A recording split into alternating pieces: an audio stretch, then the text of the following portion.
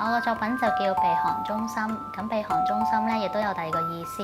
個意思咧就係避寒中心，即係好凍，咁你咧就要揾個地方匿埋佢保暖。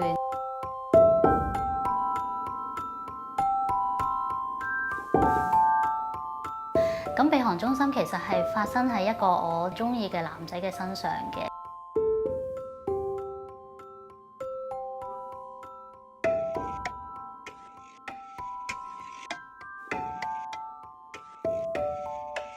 咁你扯鼻鼾嘅時候，其實你一張畫係表達唔到喎，因為畫本身係一件死物。咁於是我就諗其實將佢做一個裝置應該係比較適合，所以我咧就開始有呢個做裝置嘅概念啦。